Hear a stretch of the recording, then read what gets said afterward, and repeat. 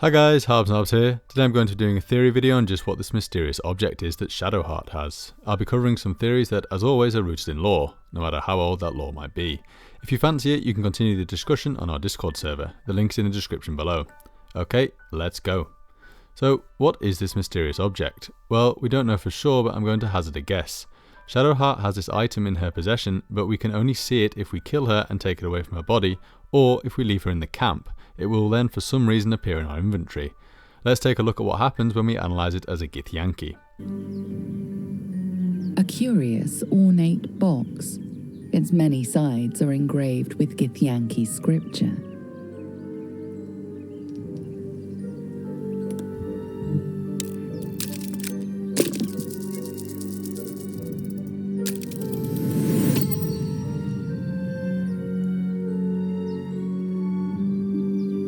No openings you can see, yet you sense something inside it.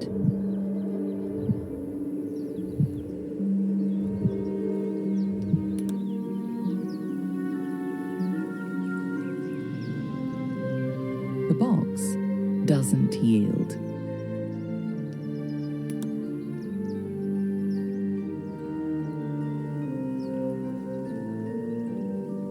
So, we know that there is something inside it, and it is covered in Githyanki runes. Well, we also know from Shadowheart's origin story that she was on a secret mission to acquire a powerful artifact. This object is likely it. Now, the fact that it is covered in Githyanki runes could explain why Shadowheart asks lae'zel at some point what Githyanki do to thieves, and why Shadowheart reacts like this when you first come across her as a Githyanki. Stop! Not another step or I'll... Wait. You're one of that lot who are attacking the ship. Suddenly, you see what she sees, feel what she feels. Distrust, hostility, because you are Gith. Ah! No. You were on the ship. Captive. I can feel the parasite in your head. No matter. Walk away, flat nose. Not a step closer.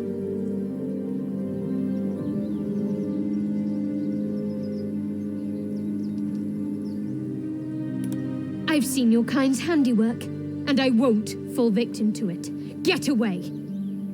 When we speak to the dead mind flayer in the goblin camp, it has the following to say regarding the nature of the weapon. You taste brimstone. The stench of withered flesh and dark steel burn your nose like acid. You taste brimstone. The stench of withered flesh and dark steel burn your nose like acid. First of all, brimstone is a big giveaway that this is an object out of the Hells, not to mention that it glows bright red when we try to get into it. It is covered in Githyanki runes, so we can only assume that it was originally created by the Githyanki. A significant link that the Githyanki have with the Nine Hells is that many aeons ago, Gith, the original leader of the Githyanki, descended to the Nine Hells where Tiamat resides upon Avernus. Gith made a deal with Tiamat on the advice of her then advisor, Vlaakith. This deal effectively forged an alliance between the Githyanki and Tiamat, hence why the Githyanki can use red dragons as mounts.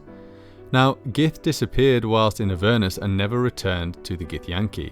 It's important to remember that the Vlaakith that is in charge of the Githyanki now is actually Vlaakith the 157th. I looked that one up. However, she is a lich and therefore cannot have an heir, but is almost immortal anyway. Detailed in the 4th edition supplement, The Plane Above, we can see that the Lich Vlaakith is preparing to ascend to godhood and has created a caste of loyal inquisitors called Cherai that root out those Githyanki that wish to go against her plan. It is stated that centuries of undeath have driven her mad, and like all leaders who turn mad, they become increasingly paranoid and try to tighten their grip on power. Now, I believe that we can see a continuation to Vlaakith's plan in Mordenkainen'S Tomb of Foes. Vlaakith believes there is still a divine spark within the dead god that her city of Tunareth resides upon. In Tomb of Foes, the following is written.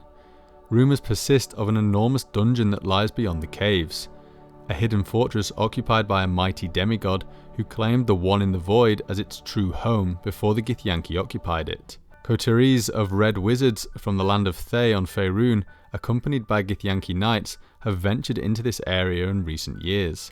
Supposedly, the Thayans once emerged with a huge adamantian container that rumbled and shook, as if to the beat of a monstrous heart. It could be that this is the heart of the former god that the city is built on.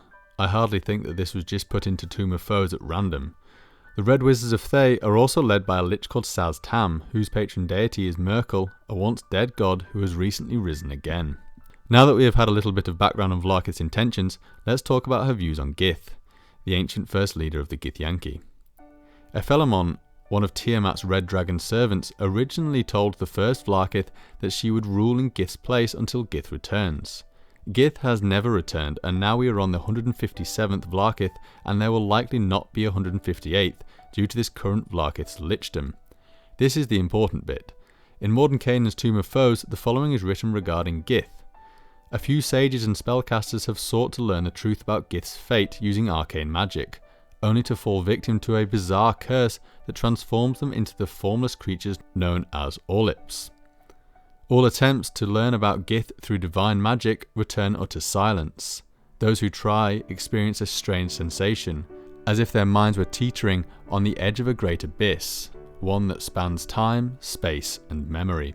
What this tells me is that Vlaakith is hiding something about the nature of Gith, the very nature of the contract with Tiamat, and how the original Vlaakith came to lead the Githyanki is likely a lie.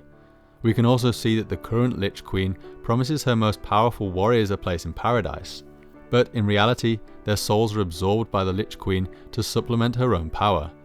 This is already a huge lie to her people, and is a reason why young Githyanki like lae'zel are utterly brainwashed by the idea of Vlaakith. I very firmly believe that this item is some kind of infernal puzzle box that holds the pact between Tiamat and Gith, and the real truth as to what happened to their former leader of the Githyanki. Infernal puzzle boxes in general are something that could be associated with the game. Descent into Avernus is a prequel to Baldur's Gate 3, and Descent's plot revolved around the contents of an infernal puzzle box that the players could bring to a tiefling scholar at Candlekeep called Silvera Silvacus.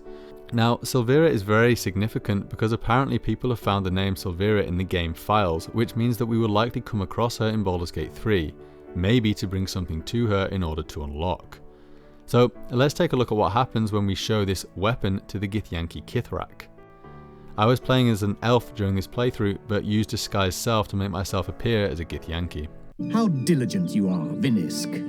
If only all of our Queen's warriors served with such rigor.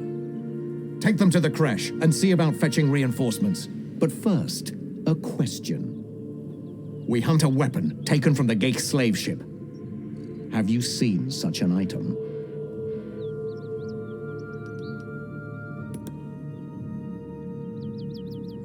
It cannot be. You have the weapon. Someone would have reported it to me. Unless you carried it off the Ghaik ship yourself. He begins to move his hand in a quick flurry of gestures. You realize he is casting Detect Thoughts. You feel him rummaging in your head already.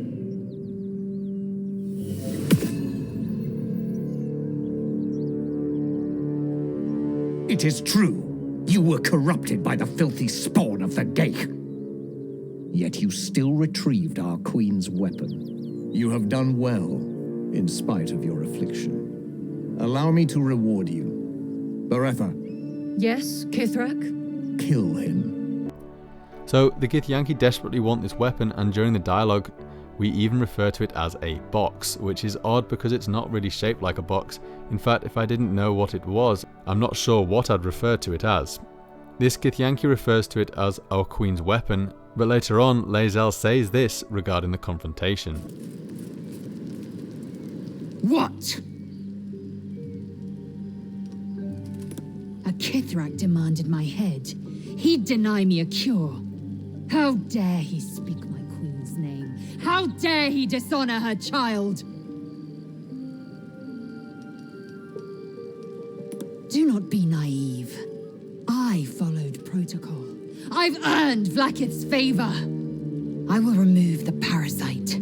I will see the Kithrak dead. And I will offer his head to Vlaakith herself. I think what is happening here is that lae'zel, as a Githyanki recently out of a creche, is blissfully ignorant of Vlaakith's true intentions, and this Kithrak is in fact trusted to do her bidding. So why does Shadowheart, who worships Shah, want this secret weapon? Well, I have a lot of theories regarding this, but they are unpolished, and I think I'll do a separate video on factions and other things that this dead mind flayer says. Thanks for watching, guys. If you have anything to add, then please leave a comment below. I'll try to get to all of you, and if you enjoyed the video, then do please give me a like and subscribe, and I'll see you next time. Bye!